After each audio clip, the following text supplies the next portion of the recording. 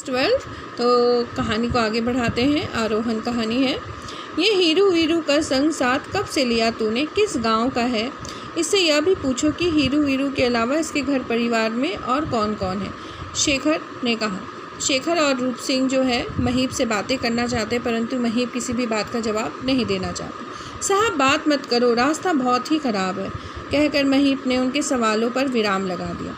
ऊपर से पत्थर गिरे हुए थे और आगे आगे घोड़ों को पुचकारते निर्देश देते हुए वो चल रहा था, जो उसके लिए इस समय उनके फालतू सवालों से ज़्यादा महत्वपूर्ण था। तो अपने घर परिवार के बारे में वो बिल्कुल भी बात नहीं करना चाहता था।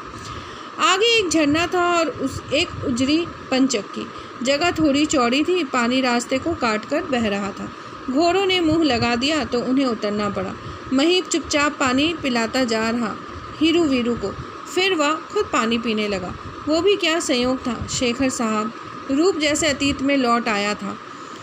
आपके पापा इधर ट्रेनिंग के लिए ना आते, ना रास्ता भटकते, ना मेरी ज़रूरत होती और मैंने भी ना वो चुस्ती दिखाई होती पहाड़ पर चढ़ने, पहाड़ पार करने में, ना वो खुश होकर अपने साथ मसूरी लिवा जाते।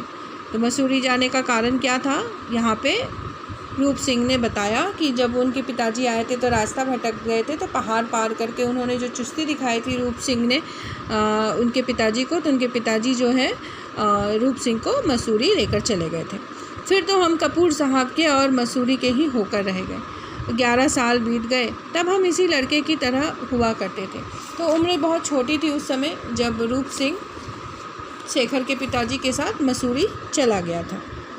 उसके मन में आया कि कपूर साहब की तरह इस लड़के को भी वह वापसी में साथ लिवा जाता तो कैसा रहता, मगर यह लड़का एक ही घुन्ना है, कुछ बोलता ही नहीं। साहब इतनी देर करोगे तो हम लौटेंगे कैसे? महीप ने उन्हें चिताया। तो वो एक एक करके फिर सवार हो गए घोड़ों पर। मगर इस पहाड़ को हम पार कर पाते तो 2 किलोमीटर की दूरी और कम हो जाती, रूप ने शेखर से कहा। फिर रूप से जानना चाहा, अब तो माही मुश्किल से 1.5 किलोमीटर होना चाहिए, बस उस डंडी पहाड़ के पीछे। तुमने बताया नहीं, तुम क्यों भाग गए थे अपने घर से? लड़के ने जैसे सुना ही नहीं। वह रास्ते में पड़े हुए एक बड़े पत्थर को हटाने लगा।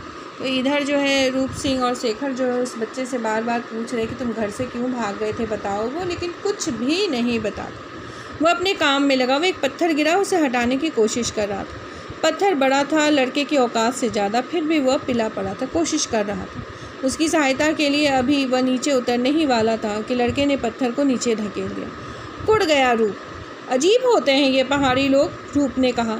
फिर मन ही मन झेप गया। वह भी तो पहाड़ी ही है, तो पहाड़ी अपनी ही जाति के लोगों को कैसे कुछ कह सकता, क्योंकि वह खुद भी तो पहाड़ी है।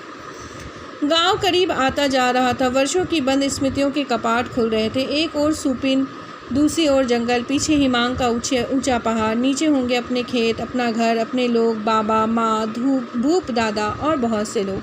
कितनी दूर है केदार कांठा, कितनी दूर है दुर्योधन जी का मंदिर। ऐ मेरे प्यारे वतन, ऐ मेरे बिछड़े चमन। बहुत से पुराने लोगों में से किसी ने लाल पलटन के अंग्रेज़ों को देखा था, नयों ने नहीं देखा। तो कुछ लोग ऐसे थे गांव में। अब जो रूप सिंह है वो अपनी पुरानी स्मृतियों में खो गया, अपने गांव की याद में, मंदिरों की याद, गांव, माँ बाबा, खेत खलिहान, नदी, सब के बारे में वो सोचने लगा कि सब मुझे वापस से दिखाई देंगे। अपना गांव आकर उसे बहुत अच्छा लग रहा है।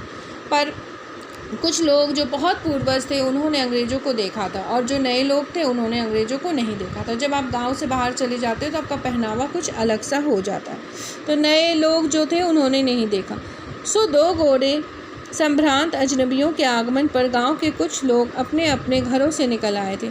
तो ये 2 घोड़े से लोग जो आए हैं, यानी रूप सिंह और शेखर, उनको देखकर बहुत से लोग अपने अपने घरों से बाहर निकल आए। हालांकि यह सितंबर का महीना था, दिन में अभी 3 ही बजे थे, मगर यहाँ ठंड काफ़ी थी। लोगों ने ठंड से बचने के लिए चुस्ती या ऊन का लावा पहन रखा था। तो उन्होंने अपने शरीर पे ऊन का, मतलब स्वेटर का कपड़ा पहन रखा था।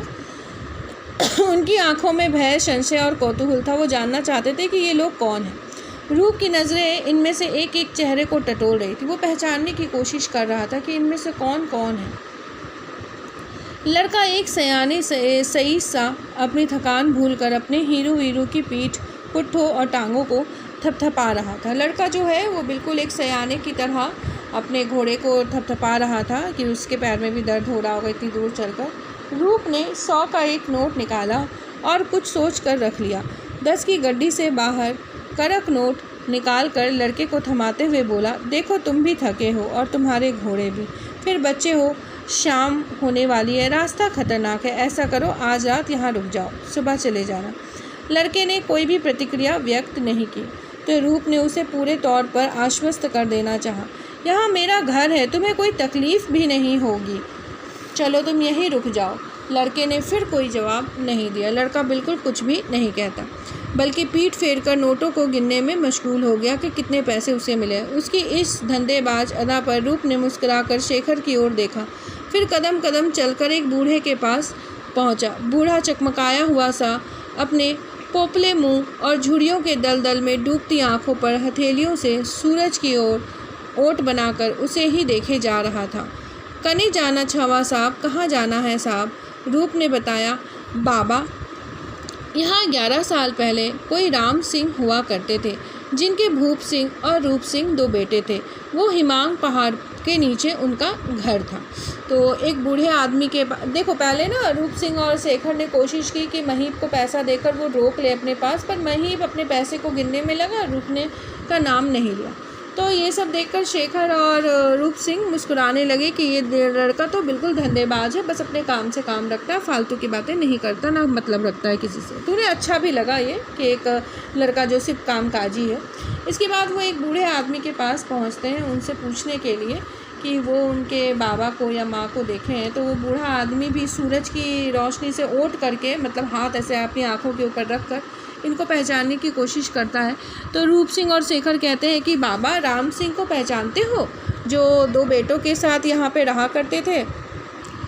वो रूप सिंह ही था जो पूछ रहा था कि भूप सिंह और रूप सिंह 2 बेटे हुआ करते थे उस राम सिंह के, क्या आप उसे पहचानते हो? बूढ़े के चेहरे पर अपरिचय की शिला हिल कर रह गई, मगर टली नहीं। तो रूप को जितनी भी गढ़वाली याद रह गई थी उसे जोड़ने सजाने लगा। बाबा, यक भूप सिंह यक रूप सिंह 2 भाई होंदा छे। हाँ, इस बार बूढ़े के होंठ हिले, लेकिन रूप तो बहुत पहली भाग गई छाए।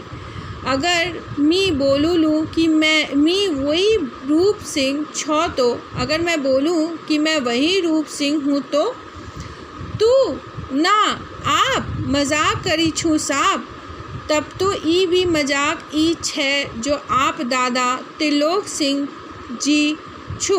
तो फिर रूप सिंह कहता है, अगर ये मजाक है कि मैं रूप सिंह हूँ तो आप भी बताओ त्रिलोक सिंह हैं आप, क्या ये भी मजाक है? रूप ने हंसते हुए आगे बढ़कर उनके पांव छुए। बूढ़ा त्रिलोक अभी भी इस आत्मीयता को पूरी तरह से आत्मसात नहीं कर पा रहा था कि किसी दूसरे आदमी ने हिंदी में पूछा, मगर आप थे कहाँ इतने दिन? पर्वत आरोहण संस्थान। तो त्रिलोक सिंह तो बस अभी तक मतलब उसे विश्वास ही नहीं हो रहा था कि ये रूप सिंह उसके सामने खड़ा है। वो छोटा सा लड़का इतना बड़ा होकर आया है वापस, तो उसे विश्वास नहीं हो रहा था। तब तक दूसरा कोई आदमी उससे पूछता, लेकिन आप इतने दिन तक कहाँ थे?